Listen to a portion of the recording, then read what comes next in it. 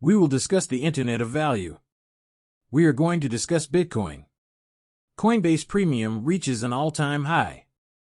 Hello, that's correct, so let's get started. Take a seat back, unwind, and have a cold one. Lunch transforms into a large coin. 998,199 Ethereum is now down 3.57%. Arriving at 2,731 XRP is down almost 0.25%. With a mean of $255, it is currently 5.2% as both USDT and USDC have fallen below their respective currencies. Puts the entire market value of cryptocurrencies at $3 trillion, $227 billion? Where are we heading? We just ran really hot from here. I suggested that we give it a day or two. The 48-hour period is over, and it appears that the markets are beginning to level down. Hopefully, we will stabilize at this point and see XRP hovering at $250. Bitcoin is still around $90,000. And Ethereum stays above 2,300. This is what I'm examining here if we can weather the storm and stabilize. And ideally receive a slight boost before tax season, before the correction occurs, and before the year-end parabolic blow-off peaks arrive.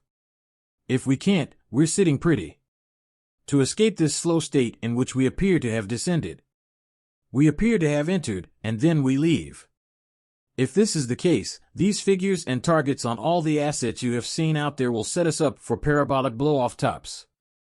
The major question that remains is whether we reduce the objectives or are we simply expecting more. If this is the case, we will see an even deeper decline when tax time rolls around. Money to come in, as we learned from the press conference. They stated that within the next few months, all working policy bills will be presented to the president. It appears to me that they are attempting to prolong this process as much as possible to allow the institution players to still enter the market. Just before we went on to make the announcement, I posted a whole thread on Twitter. I recommend that you give it to S because this live is sharing my worst blunders from when I initially started investing in cryptocurrency in 2017.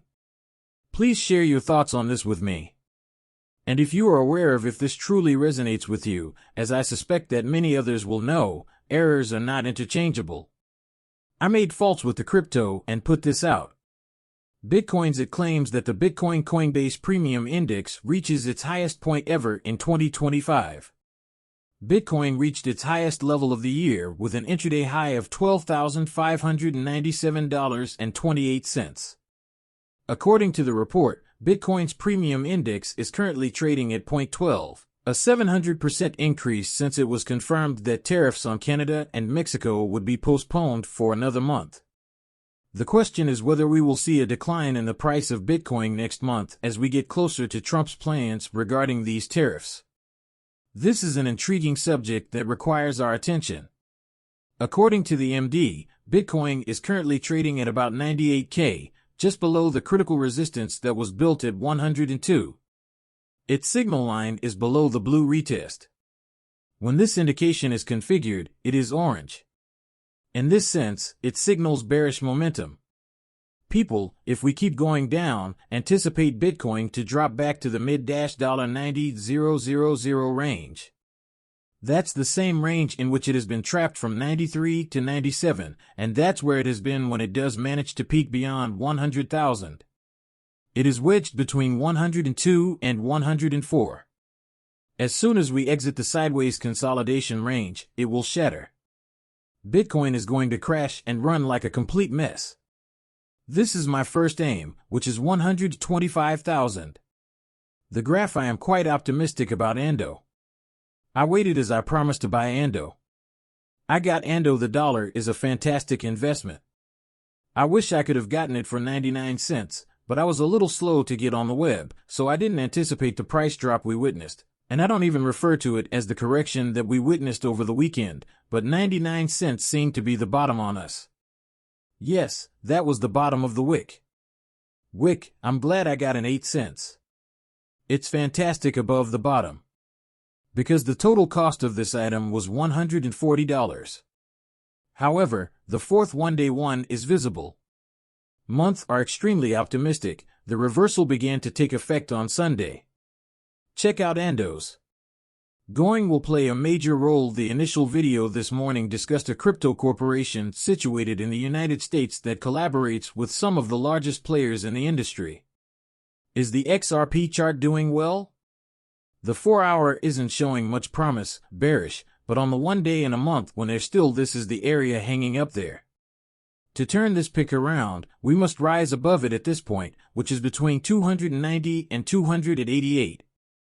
If we don't, people, you may anticipate the decline back to 230 and retesting the all-time high of 2020 at about a 196.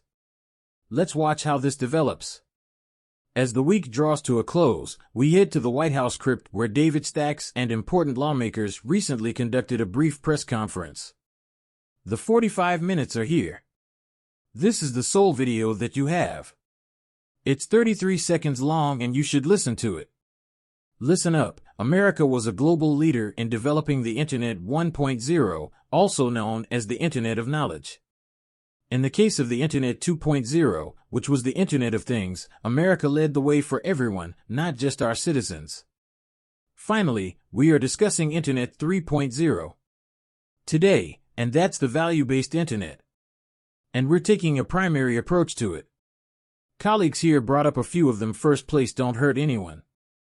Safeguard consumers' regulatory framework, which is guaranteed, and secondly, encourage innovation because the prospects are simply unthinkable. We've heard for a while that the Internet of Value is exciting. I have no idea why Ripple has been discussing the Internet of Value for 4 or 5 years. Keep in mind how XRP determines its actual value.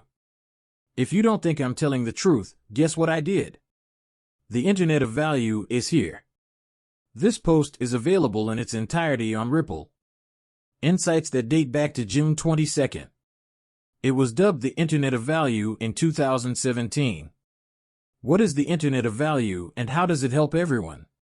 According to Ripple, the idea is for value to be shared as fast as information, even though information travels globally.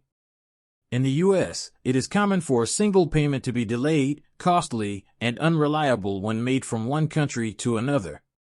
It takes 3 to 5 days to pay internationally.